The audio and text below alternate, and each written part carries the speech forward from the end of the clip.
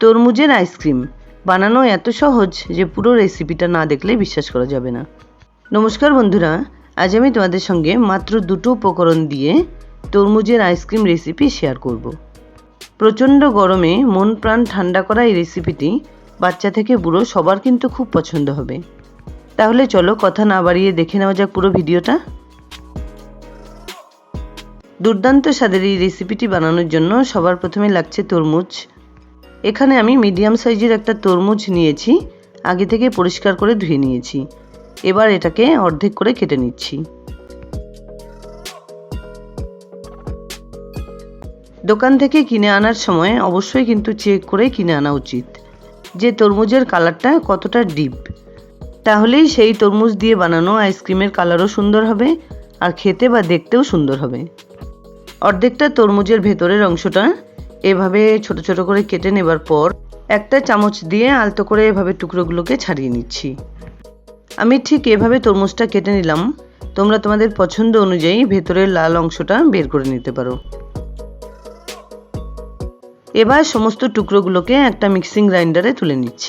বাজারে তরমুজ শেষ হবার আগেই আমার এই ভিডিওটা ফলো করে অবশ্যই এই রেসিপিটি একবার বানিয়ে দেখতে পারো। এবার গ্রাইন্ডারের ঢাকনা লাগিয়ে এগুলো সুন্দর করে পেস্ট করে নিতে হবে। তরমুজের টুকরোগুলো কিন্তু আমার এখানে পেস্ট করে নেওয়া হয়ে গেছে। এবার একটা বাটির উপরে একটা স্ট্রেনার বসিয়ে সমস্ত তরমুজের রসটা সেই স্ট্রেনারের উপরে ঢেলে দিচ্ছি।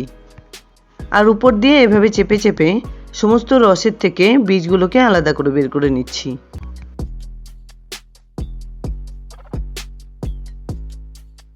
দেখতে পাচ্ছ তরমুজের পাল্পটা কিন্তু আমার আলাদা করে নেওয়া হয়ে গেছে। আর এই বীজগুলোকে তুলে ফেলে দেব। যদিও এই রসটা অনেকটাই ঘন, তবুও আইসক্রিম বানানোর জন্য কিন্তু এটা পারফেক্ট নয়। তাই গ্যাস অন করে একটা কড়াই বসিয়ে সমস্ত রসটা এতে ঢেলে দিলাম। আর এর সঙ্গে মিশিয়ে দিচ্ছি 1 কাপ পরিমাণ চিনি। মিষ্টির পরিমাণ বুঝে চিনি কম বেশি কিন্তু দেওয়াই যেতে পারে। এবার ফ্লেমটাকে হাইতে রেখে কন্টিনিউ এভাবে নাড়াচাড়া করতে করতে মোটামুটি 5-6 মিনিট জাল করে নিতে হবে।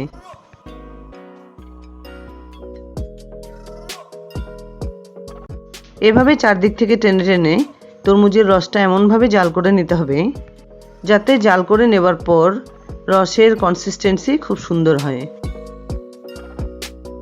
মোটামুটি 6-7 মিনিট ধরে জাল করে নেবার পর এটাকে নামিয়ে একটা বাটিতে ঢেলে নিচ্ছি। এবার এটাকে এভাবেই রেখে কিছুক্ষণ ঠান্ডা করে নিতে হবে। ততক্ষণে বাকি জিনিসগুলো আমি রেডি করে নিচ্ছি। এখানে একটা থালায় 4টে ছোট সাইজের কাচের গ্লাস নিয়েছি। এগুলোকে সাইডে রেখে একটা অ্যালুমিনিয়াম ফয়েল থেকে 4টে ফয়েলের টুকরো কেটে নিচ্ছি।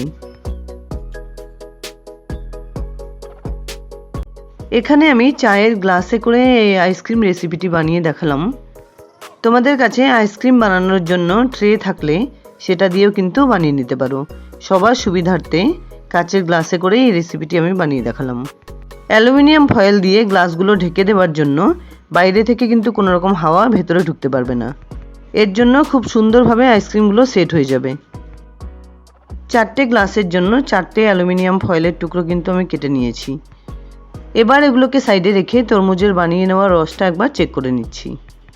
রেডি করে নেওয়া তরমুজের রসটা হাতে সহ্য করা যায় এরকমভাবে কিন্তু ঠান্ডা হয়ে গেছে। এবার এটাকে উপর নিচ এভাবে একটু নাড়াচাড়া করে নিয়ে 4টে গ্লাসে সমানভাবে ঢেলে নিতে হবে। এর আগেও আমার চ্যানেলে আমি তোমাদের সঙ্গে ভেজ, ননভেজ বা অ্যাট্রাকটিভ অনেক ধরনের রেসিপি শেয়ার করেছি। তার মধ্যে কোন রেসিপিগুলো সবথেকে বেশি ভালো লেগেছে প্লিজ আমায় কমেন্টসে জানাতে ভুলো না।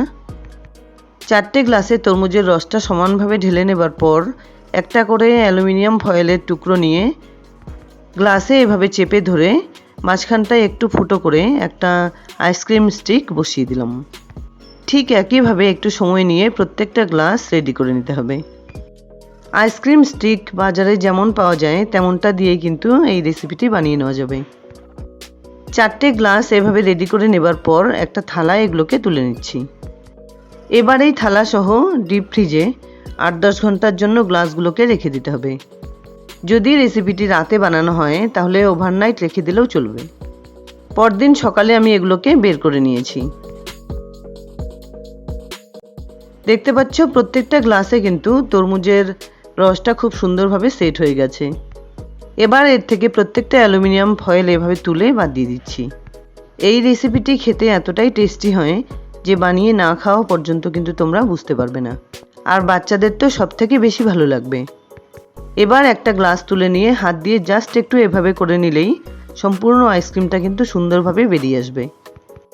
যাই হোক বন্ধুরা, দুর্দান্ত স্বাদের তরমুজের আইসক্রিম রেসিপি কিন্তু আমার এখানে রেডি অ্যান্ড সার্ভড।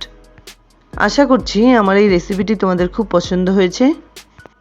যদি এতটুকুও ভালো লেগে থাকে তাহলে প্লিজ ভিডিওটাকে একটা লাইক করো, শেয়ার করো ফ্যামিলি ফ্রেন্ডসদের সঙ্গে, আর আমার চ্যানেলে নতুন বন্ধু হয়ে থাকলে প্লিজ চ্যানেলটাকে সাবস্ক্রাইব করে পাশে থাকা বেল আইকনটা অলে করে দিও, যাতে আমার আপলোড করা সমস্ত ভিডিওর নোটিফিকেশন সবার আগে তোমাদের কাছে পৌঁছে যায়।